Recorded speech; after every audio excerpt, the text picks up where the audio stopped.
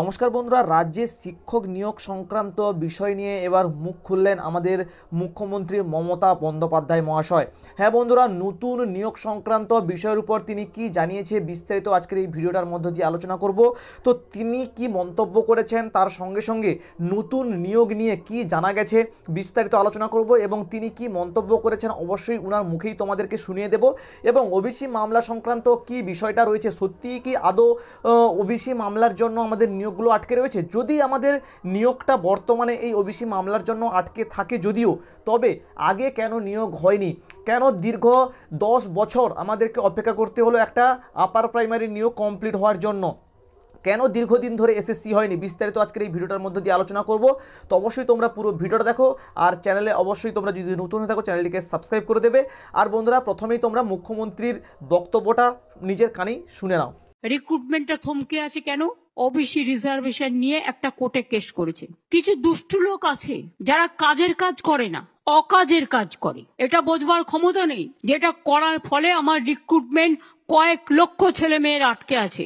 একদিকে ডাক্তারিতে, একদিকে নার্সে, একদিকে টিচারে, একদিকে সরকারি কাজে। আমরা চেষ্টা করছি এই কেসটা ক্লিয়ার করার জন্য। তো বন্ধুরা, তোমরা মুখ্যমন্ত্রীর বক্তব্য শুনলে।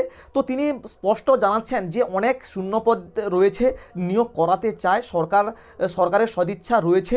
ঠিক আছে, যেমন পুলিশের বিভাগটা বলল, ঠিক তেমনই আমাদের শিক্ষার বিষয়েও কিন্তু তিনি বলেছেন যে নিয়োগ করাতে চায়। কেবলমাত্র এই ওবিসি যে মামলা, সেই ওবিসি মামলাটার দরুন এই নিয়োগগুলো আটকে রয়েছে। তো একবার ভেবে দেখুন, ওবিসি মামলাটা তো গত 2 বছর আগে ছিল না, তাহলে তার আগে কেন নিয়োগ সম্পন্ন করা হয়নি?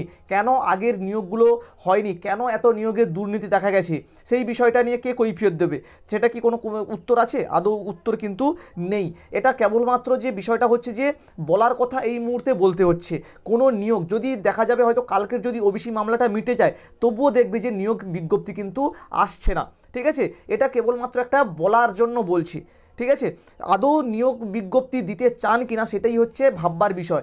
যদি নিয়োগ বিজ্ঞপ্তি দেওয়ার সদিচ্ছা থাকতো, তাহলে একটা রিজার্ভেশন রুলস তৈরি করে নিয়োগ বিজ্ঞপ্তি দেওয়া যেত।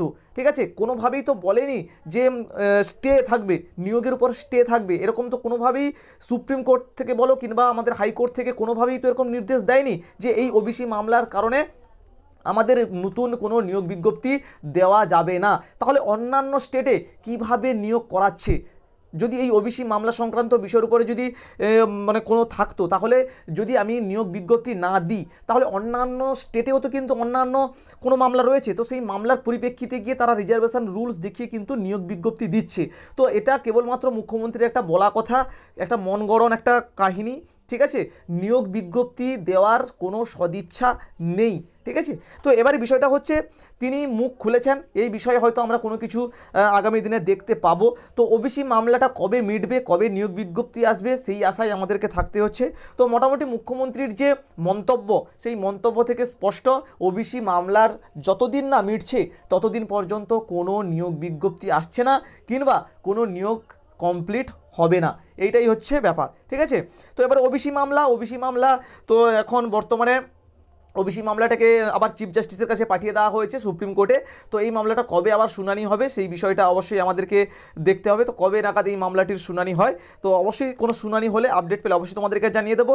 তো মোটামুটি এই যে শিক্ষক নিয়োগ বিষয়ের উপর যে মুখ্যমন্ত্রীর মন্তব্য, সেই মন্তব্যটা কতটা তোমাদের কাছে কার্যকরী মনে হচ্ছে অবশ্যই তোমরা কমেন্ট করে জানাবে। তো এই হচ্ছে বিষয়।